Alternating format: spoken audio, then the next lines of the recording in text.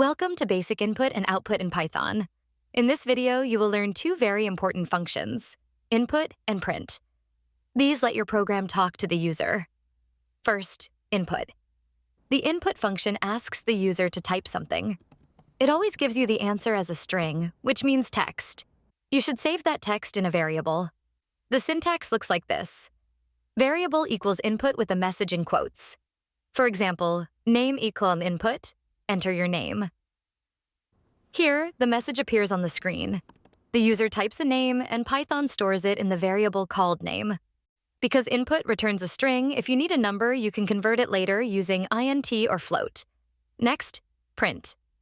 The print function shows a message on the screen. You can print plain text, a variable, or both together.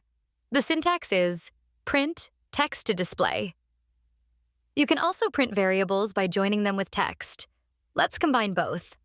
We ask for the user's name, x input, enter your name. Then we show a greeting. Print, hello, Zero's name plus Iram. The program asks for a name, and then it prints a friendly message with that name. That's it. Use input to get data from the user, and use print to show results.